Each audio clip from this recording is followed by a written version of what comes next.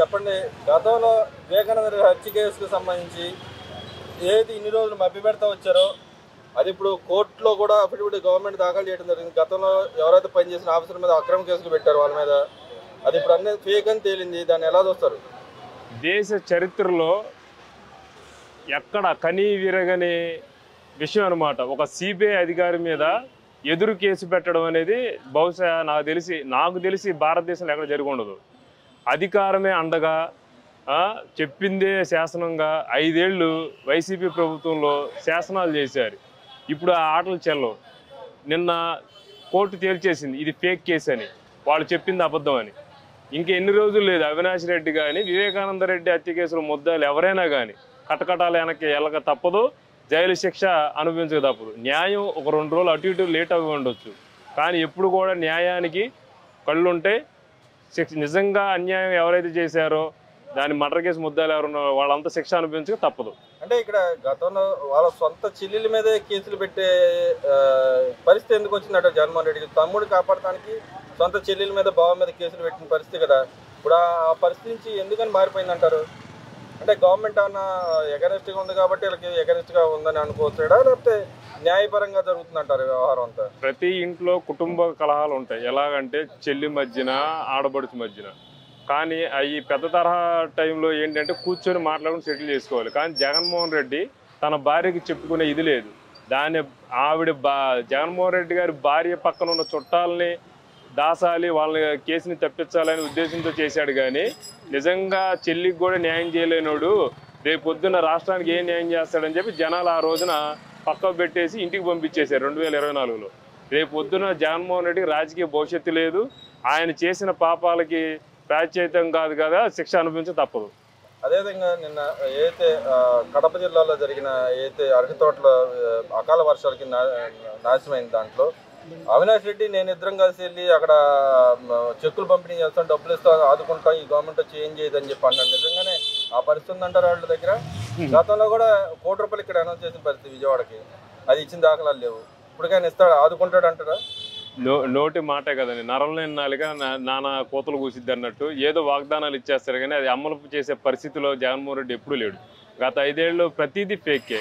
పెన్షన్లు అన్నాడు, పెన్షన్లు సగం మందికి ఇచ్చి సగం మందికి కరెంటు బిల్లు అది ఇదని కట్ చేశాడు. తర్వాత అమ్మఒడు అన్నాడు, 3 ఏళ్ళు ఇచ్చి కొంతమందికి ఇవ్వలేదు. తర్వాత సంవత్సరానికి 18,000 అన్నాడు, అది కూడా ఒక్కోళ్ళు 2 ఏళ్ళే వచ్చినాయి. ఇవన్నీ ఏంటంటే పేపర్ అడ్వర్టైజ్మెంట్కి మాటలకు తప్పించి ఆయన చెప్పిన వాగ్దానాలు ఒకడు కూడా పూర్తిగా నెరవేర్చలేదని చెప్పి ఈ సందర్భంగా రాష్ట్ర ప్రజలు అనుకుంటున్నారు. అంటే ఇక్కడ ఆయన అంటున్నాడు, ఒక పక్క ఇన్పుట్ సబ్సిడీ ఇవ్వట్లేదు, ప్లస్ ఇన్సూరెన్స్ కడతలేదు అన్నాడు. కానీ అక్కడ ఉన్న మహిళలు అన్న మాకు అన్నీ ఇస్తున్నారు సార్, అన్నీ అవుతున్నాయి అని వాళ్ళు చెప్తున్నారు. కానీ ఆయన మాత్రం ఏం ఇవ్వట్లేదు, ఈ గవర్నమెంట్ వచ్చిన మనం వచ్చిన తర్వాత రాబోయే 3 ఏళ్ళలో మనమే అవుతాం, మనమే ఇద్దామని చెప్పి అంటాడు. అంటే 3 ఏళ్ళ దాకా అలా ఆగమని చెబుతున్నాడు కదా, దాన్ని ఎలా దొరుకుతుంటారు? లేదు అన్నట్టుంది, ఇవాళ అన్నం పెట్టడు కానీ రేపు బిర్యానీ పెడతాడు అన్నట్టు ఉంది. ఆయన పగటకాళ్ళకి అంటున్నాడు ఇంకా 3 ఏళ్ళ తర్వాత మాది వస్తుంది, 4 ఏళ్ళ తర్వాత మాది వస్తుంది అని. ఆల్రెడీ భూస్థాపితంలో కలిసిపోయిన పార్టీ అది. రేపో మాపు జగన్మోహన్ రెడ్డి కూడా జైలుకి వెళ్తున్నాడు. ఇంకా ఆ పార్టీని నడిపించేది ఎవరు? చెల్లిని పంపించేశాడు, తల్లిని పంపించేశాడు, బాబాయిని చంపేశాడు. ఇంకా ఆయనకి రాజకీయ వారసులు ఎవరున్నారు? ఈయన కోర్టుల చుట్టూ తిరగడమే సరిపోద్ది. ఈయన చేసిన అవినీతి ఆరోపణలు కానీ అవినీతి చేసిన కేసులు కానీ మొత్తం తిరగడానికి జీవితం కూడా సరిపోదు. ఇంకే రకంగా వైఎస్ఆర్ ప్రభుత్వం మళ్ళీ వైఎస్ఆర్ పార్టీ అధికారంలోకి వస్తుంది అనుకుంటున్నారు? పగటకాలను కనొద్దు. ఆల్రెడీ భూస్థాపితం అయిపోయిన పార్టీని ప్రజలు ఎప్పుడో మర్చిపోయారు. అంటే ఇక్కడ ఇంకో విషయానికి వస్తే విడుదల రజనీ గారి వ్యవహారం చూస్తే మా మీద అక్రమ కేసులు పెడుతున్నారు, మేము ఎవరి మీద అన్యాయం చేయలేదు, ఎవరి దగ్గర డబ్బులు తీసుకోలేదని చెప్తారు. కానీ యాక్చువల్గా ఎవరైతే బాధితులు ఉన్నారో వాళ్ళే కేసు పెట్టారు, దాన్ని అక్రమ కేసు అని చెప్పి ఉంటుంది. దాన్ని ఎలా దొరుకుతుంటారు? అదేవిధంగా ఎవరైతే మధ్యవర్తుల ద్వారా సెటిల్మెంట్ చేసుకుంటారని చెప్పి మళ్ళీ పంపిస్తా ఉంది, దాన్ని ఎలా దొరుకుతుంటారు? వైఎస్ఆర్సీపీ నాయకులు విడతల రజనీయే కాదు, వల్లభనేని వంశీ కానీ, కొడాల నాని కానీ, పేరు నాని కానీ చెప్పుకుంటూ పోతే బోల్డ్ మంది ఉన్నారు. అందరు అవినీతి ఆరోపణలు, అవినీతి చేసిన చిట్టా మొత్తం ఒక్కోటొక్కోటిగా బయటికి తీసుకొస్తున్నారు. రేపొద్దు నిజంగా అవినీతి చేయలేదు, నేను నిజంగా నిజాయితీ పరుడు అంటే కోర్టులో తేల్చుకోండి. కోర్టు ఎప్పుడు కూడా ఒకళ్ళ పక్షాన ఉండదుగా. న్యాయాలు, సాక్ష్యాలు, ధర్మాలు అన్నీ చూసే చెప్పిద్ది. కంపల్సరిగా శిక్ష పడే ఉద్దేశం ఉంటే అది కంపల్సరీ శిక్ష పడిద్ది. అదేవిధంగా ఏదైతే ఈయన పేరునేని నాని గారు అంటే మా మీద ఎన్ని అక్రమ కేసులు పెట్టినా ఏం భయపడేది లేదు, మేము ఎదురెట్టి పోరాడతాం. నిన్నగా మొన్న మా పార్టీలో ఉన్న ఈ ఫ్లెమింగో పక్షిలాగా ఉన్న శ్రీకృష్ణదేవరాయలు ఇప్పుడు ఆ పార్టీలోకి వెళ్ళి మాట్లాడతాడు, లిక్కర్ స్కామ్ కేసు అని చెప్తాడు, అదేం జరగలేదని చెప్తున్నాడు. దాన్ని ఎలా చూడుతుంటారు? నిజంగా జరగలేదని నిరూపించుకోమనండి. నిజంగా జరగకుండా ఎందుకు ఉంటుంది? ఇప్పుడు గత వైసీపీ ప్రభుత్వంలో ఏమీ లేకుండా చంద్రబాబు గారి మీద అక్రమ కేసులు పెట్టారు. కోర్టు తేల్చింది ఇది ఫేక్ కేసు అని, ఆయన బెయిల్ ఇచ్చింది. నిజంగా మీరు చేయకపోతే కోర్టుకి వెళ్ళి పోరాడండి. మీరు చేసినవన్నీ అవినీతే, మీరు చేసినవన్నీ దోపిడీయే. లక్షల కోట్ల రూపాయలు ఓన్లీ లిక్కర్ మీద సంపాదించాడు జగన్మోహన్ రెడ్డి. ట్రక్కులు పంపించాడు డబ్బుని. ఎవరో తెలియదు, చిన్న పిల్లలు అడిగి చెప్తారు. చీప్ మందు, ప్రాణాల చెలగాటంతో, ప్రజల ప్రాణాలతో చెలగాటం వాడి పిచ్చి మందు తాగిచ్చేసి డబ్బులు సంపాదించుకొని కోట్లాది కోట్లు తరలిచ్చేసాడు విదేశాలకి. ఊరికి ఒక ప్యాలెస్ కట్టాడు. ఈ డబ్బు అంతా ఎక్కడది? నేను నిరుపేద కుటుంబానికి చెందినోడు అంటాడు, ఈ నిరుపేదను అంటాడు. అవన్నీ అబద్ధాలండి.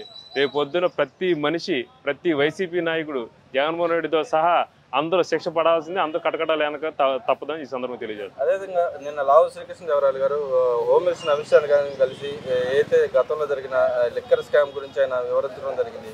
దాన్ని ఎలా చూడొచ్చు? అంటే కక్షపూరితంగానే కేసు పెడతానికి ప్రయత్నం చేస్తానంటారు ఆయన, లేకపోతే జరిగిన అక్రమాలు బయటికి వెలికి తీయడానికే ట్రై చేస్తున్నారంటారు? ప్రజా సొమ్ముని దుర్వినియోగం చేశారండి. చాలా డబ్బు దోచేసుకున్నారు ప్రతి పరిశ్రమలో, ప్రతి శాఖలో. అవన్నీ మనం బయటకు తీసేయాల్సిన బాధ్యత ప్రభుత్వం మీద ఉండిద్ది కదా. ఆ రకంగా వెళ్ళి ఆయన చెప్పి దాంట్లో నిజాలు ఉంటే కేంద్ర ప్రభుత్వం రేపు పొద్దున్న దాని మీద ఎంక్వైరీ చేసి సిట్ ఏదైనా వేసి దాని మీద నిజాలు తేల్చిన తర్వాత కేసులు కట్టి అప్పుడు వాళ్ళని కోర్టులో తేల్చుకోమని